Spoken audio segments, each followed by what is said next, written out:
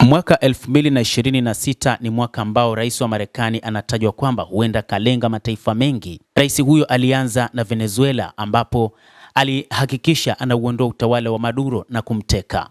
Lakini pia kuna mataifa mbalimbali ambayo anayaona kwamba lazima aingilie kati ili tu kuhakikisha anapata kile anachokihitaji. Nchini Venezuela alikuwa akihitaji mafuta na sasa anaamini mafuta ya Venezuela yapo mikononi mwake kutokana na kauli yake aliyosema kwamba wa Venezuela waliiba mafuta ya Marekani. Muhula wake wa pili wa Donald Trump unaendelea kuundwa kwa misingi ya malengo ya sera za kigeni ambazo hatua zake ni za kutumia nguvu kubwa dhidi ya mataifa mengine. Baada ya Venezuela sasa ni Greenland. Marekani inatajwa ina kambi ya kijeshi huko Greenland inayojulikana kama kituo cha anga cha Pitofik, na hata hivyo Trump ameonyesha nia ya kutaka kudhibiti kisiwa hicho. Amesema na vyombo vya habari katika siku za hivi karibuni akisema kwamba huenda akatumia nguvu kubwa kuhakikisha kisiwa hicho cha Greenland, kisiwa chenye ukubwa wa kilomita 3200 kaskazini mashariki mwa Marekani, chenye utajiri mkubwa wa madini adimu inayotumika katika teknolojia za kisasa zikiwemo simu janja, magari ya umeme na vifaa vya kijeshi. Kwa sasa uzalishaji wa madini hayo nchini China unazidi kuwa mbali ule wa Marekani, na hivyo Marekani inahitaji kisiwa hicho ili iweze kupata madini adimu. Zaidi ya hayo, Greenland ina nafasi muhimu kimkakati katika bahari Atlantic kaskazini, ikitoa njia kuelekea eneo la Arctic. Kadri barafu za nchi za dunia inavyozidi kuyeyuka, njia mpya za usafirishaji wa baharini zinazidi kufunguka, na hivyo rais wa Marekani anahitaji vilivyo eneo hilo la Greenland. Nchi nyingine ambayo huenda rais wa Marekani akaivamia ni Colombia. Saa chache baada ya operesheni nchini Venezuela, Trump alimkosoa vikali rais wa Colombia Gustavo Petro kwa kauli ya tahadhari, akisema kwamba siku za Gustavo Petro zinahesabika. Colombia, jirani wa magharibi wa Venezuela, ina akiba kubwa ya mafuta na ni mzalishaji muhimu wa dhahabu, fedha, zumaridi, platinum na makaa ya mawe.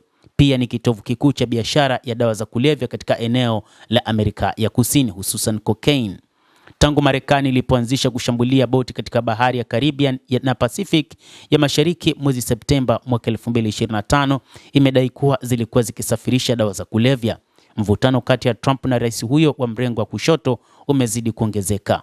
Mwezi Oktoba, Marekani iliweka vikwazo dhidi ya Petro, ikimtuhumu kwa kuruhusu magenge ya dawa za kulevya. Akizungumza ndani ya ndege ya Air Force One, Trump alisema Colombia inaendeshwa na kiongozi asiyekuwa na afya ya akili anayehusika na uzalishaji na uuzaji wa cocaine kwa Marekani, akiongeza kuwa hali hiyo haitadumu kwa muda mrefu. Alipoulizwa kuhusu uwezekano wa operesheni ya kijeshi dhidi ya Colombia, alijibu kuwa wazo hilo lina mvuto wake. Kwa muda mrefu Colombia imekuwa mshirika wa karibu wa Marekani katika vita dhidi ya dawa za kulevya, ikipokea msaada mkubwa wa kijeshi kila mwaka. Taifa jingine ni Iran. Iran kwa sasa inashuhudia maandamano makubwa ya kupinga serikali. Trump ameonyesha kwamba iwapo waandamanaji zaidi watauawa, mamlaka ya Iran itakabiliwa na mashambulizi makali kutoka Marekani. Akizungumza na waandishi wa habari, alisema Marekani inafuatilia hali hiyo kwa karibu na haitasita kuchukua hatua ikiwa historia ya ukandamizaji itajirudia. Ikiwa Iran iko nje ya wigo wa kijiografia wa Monroe Doctrine, Trump ameendelea kuitaja kama tishio, hasa baada ya mashambulizi ya Marekani dhidi ya miundombinu ya nyuklia ya Iran mwaka uliopita.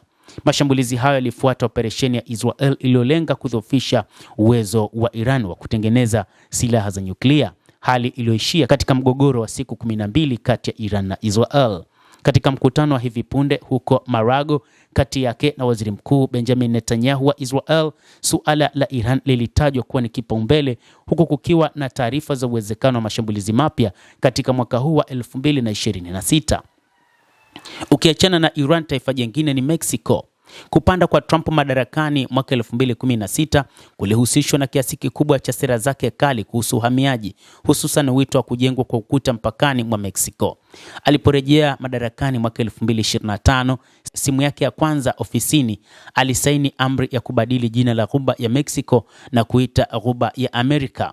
Trump mara kwa mara amedai kuwa mamlaka za Mexico hazifanyi vya kutosha kuzuia uagizaji wa dawa za kulevya na uhamiaji haramu nchini Marekani. Alizungumza suala hilo siku ya Jumapili, akisema dawa za kulevya zinaingia kwa wingi kupitia Mexico na kwamba Marekani italazimika kuchukua hatua. Hata hivyo, rais wa Mexico Claudia Sheinbaum amepinga waziwazi uwezekano wa operesheni ya kijeshi ya Marekani ndani ya ardhi ya Mexico. Kadhalika, kuna taifa jingine ambalo ni Cuba. Cuba, taifa la kisiwa lililo umbali mfupi kusini mwa Florida, limekuwa chini ya vikwazo vya Marekani tangu miaka 1960 wakati wa vita baridi. Limekuwa na uhusiano mbaya zaidi na Marekani katika siasa na uchumi, lakini pia limekuwa likishirikiana na mataifa kama vile Venezuela chini ya utawala wa Nicolas Maduro. Trump alisema Jumapili ya tarehe 4 Januari mwaka huu kuwa uingiliaji wa kijeshi hauonekani kuwa wa lazima, akidai kuwa Cuba iko tayari kuanguka. Sidhani tunahitaji hatua yoyote dhidi yao, alisema. Inaonekana inadhoofika. Sijui kama watamudu hali, lakini Cuba sasa haina mapato, aliongeza. Walipanga mapato yao yote kutoka Venezuela, kutoka kwa mafuta ya Venezuela, anasema Rais Donald Trump. Inakadiriwa kuwa 30% ya mafuta ya Cuba hutoka Venezuela, hali inayoiweka nchi hiyo katika hatari endapo usambazaji huo utasitishwa. Waziri wa mambo ya kigeni wa Marekani Marco Rubio, ambaye asili yake ni mhamiaji wa Cuba, kwa muda mrefu amekuwa akiunga mkono mabadiliko ya utawala nchini humo, akiwaambia wanahabari Jumamosi, kama ningeishi Havana na ningekuwa serikalini ningekuwa na wasiwasi angalau kidogo. Rais Trump anapozungumza, mnapaswa kumchukulia kwa uzito, alisema Marco Rubio. Mtazamaji, endelea kutufuatilia na usisahau kulike, usisahau kucomment, kadhalika na kusubscribe channel yetu hii ili upate habari hizi kwa mapana hapa The World News. Mimi ni Adam Hussein, endelea kuwa nasi wakati wote.